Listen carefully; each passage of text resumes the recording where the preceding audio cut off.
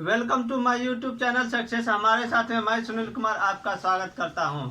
आज का टॉपिक लेकर आया हूं जलियांवाला बाग हत्याकांड, जो 13 अप्रैल 1919 को पंजाब में अमृतसर शहर में हुई थी। इससे पहले का टॉपिक दे थे रॉलेट एक्ट। आज लेकर आया हूं जलियांवाला बाग हत्याकांड। इसके बारे में जानने की कोशिश करेंगे। देखिए, जलियांवाला बाग कोई क्या कहते हैं बाग नहीं था। ये एक जल्ली नामक व्यक्ति का जो था वो जमीन था, स्वर्ण मंदिर निकट जलियांवाला व्यक्ति का था, संपत्ति थी। एक ग्राउंड था, चारों भाग से घेरा हुआ था। उसी में ये कांड हुआ था, जो जनरल डायर के नेतृत्व में ये कार्य संपन्न हुआ था। बहुत ही विनम्र तरीका से कहा जा सकता है और बुरी तरीका से कि ये कार्य हुआ था, बहुत ही गलत हुआ था।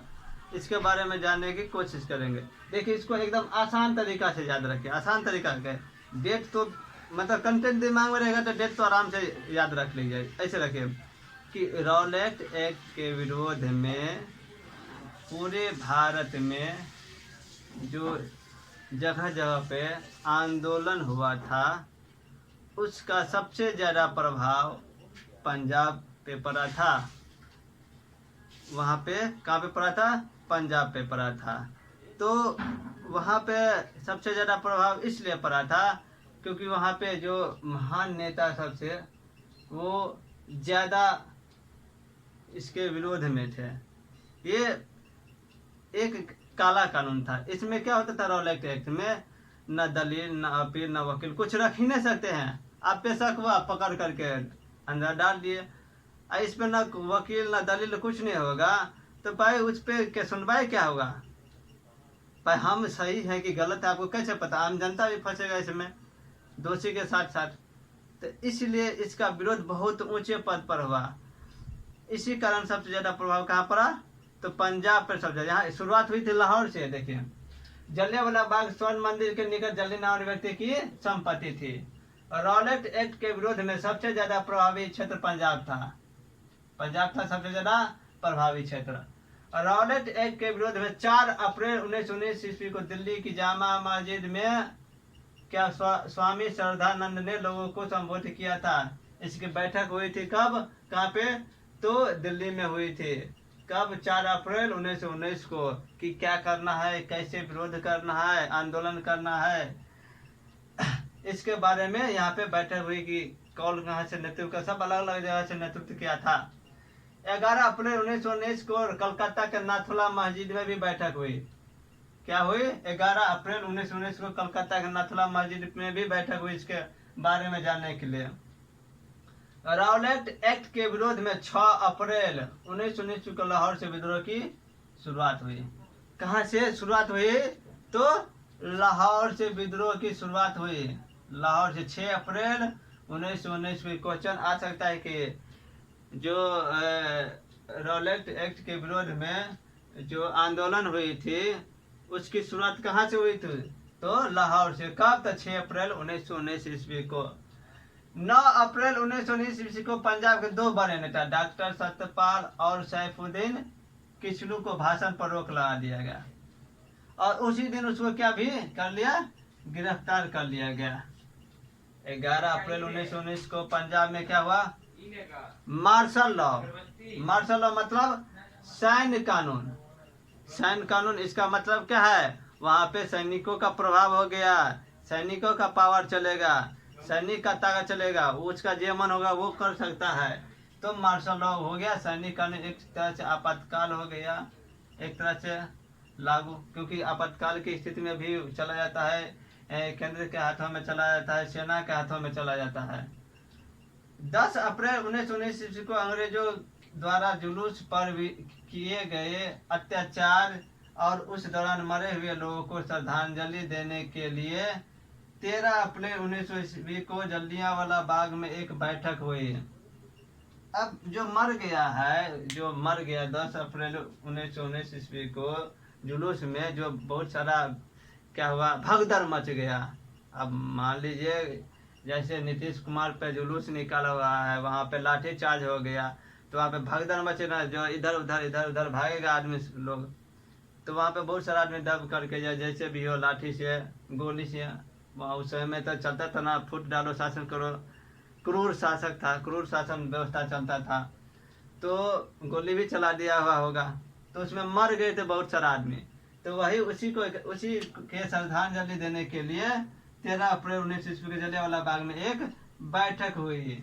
उस वक्त के समकालीन जनरल डायर ने उस समय वहां पहुंचे जब ब्रिज गोपीनाथ नामक व्यक्ति ने फरियाद नामक कविता पढ़कर पूरी की थी। देखिए वहां पे जो 13 अप्रैल का समय था, वहां पे जो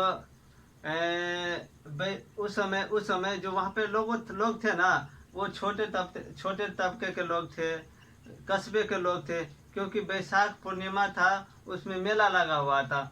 उसी समय जो एकजुट हुए थे लोग, वो छोटे तबके कस्बों के लोग थे। जनरल डायर को लगा कि मेरे बातों का अवहेलना करके यहाँ पे जो है क्या कहते हैं बैठाया गया है सम्मेलन, और मेरे बातों का अवहेलना किया गया है हमसे, और हमसे क्या कहते हैं ऑर्डर नहीं लिया, मेरे ऑर्डर के बिना ये कार्य कर रहे हैं ये लोग। जनरल डायर के आदेश अनुसार निहत्थे लोगों पर गोली चलाई थी। अब देखिए जब जनरल डायर आए वहाँ पे और पूछे पाछे ने कुछ भी नहीं, आदेश दे दे गोली चलाने का। निहत्थे लोगों पर बच्चे थे, बूढ़े से सब तरह के लोग वहाँ पे थे। 10 मिनट तक लगातार गोली चला। अब वहाँ पे चारों ओर से इतना बड़ा दीवार था कि भाग भी नहीं सकता, एक ही गेट था, चारों तरफ से दीवार था, भाग भी नहीं सकता था, कैसे भागेगा। कहा जाता है कि एक उसमें कुआं था, उस कुआं में कितने आदमी कूद करके जान दे दिए। अब कूदेगा उसमें एक दूसरे पर तो मरबे करेगा ना, जिंदा थोड़ी रहेगा।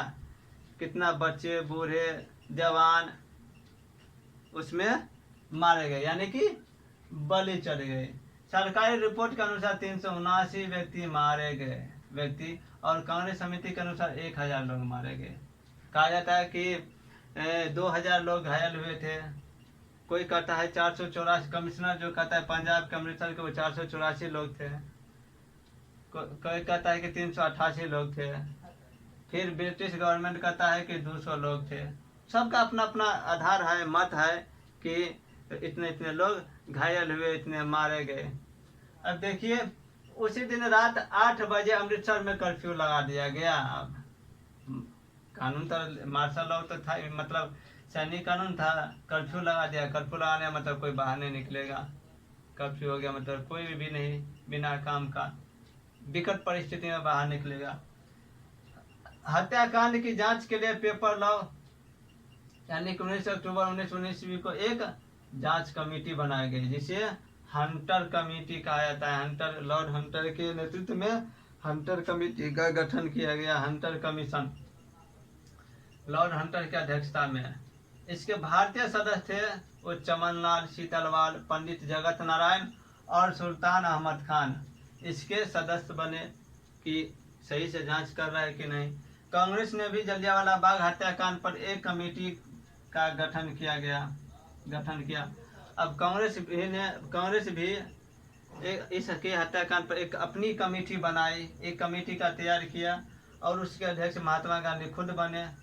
इसके सदस्य मोतीलाल नेहरू, चित्तरंजन दास, अब्बास तैयब जी और डॉक्टर जयकौर। इससे हुआ कुछ नहीं, बस ये जांच के लिए कंफर्म कर लिया कि इतने लोग घायल हुए, इतने लोग मारे गए, इतने बूढ़े, इतने बच्चे। जिसको मरना था तो मर गया भाई, जो बलि चढ़ना था चढ़ गया। ये तो एक, अब क्या करें, संतुष्टि के लिए तो कुछ जनता को दिलासा देने तो टूट जाता ना। इसीलिए क्या हुआ, ये दिलासा दिलाने के लिए ये कमेटी बैठाया, जांच कमेटी बैठाया। उसे कुछ नहीं हुआ, वो स्वतंत्र घूमते रहे। जलियांवाला बाग हत्याकांड। विंस्टन चर्चिल की टिप्पणी, जलियांवाला बाग एक दर्दनाक घटना है और इंग्लैंड के इतिहास पर एक धब्बा है। अब देखिए सब अपना अपना व्यक्तित्व देने लगे कि ये है वो है, पहले से कोई न था। और देखिए इसको भी है, इसी तो अपना पूरा मन से बोल रहा है ना, अंदर मन से थोड़े, अंदर मन से तो सही है भाई।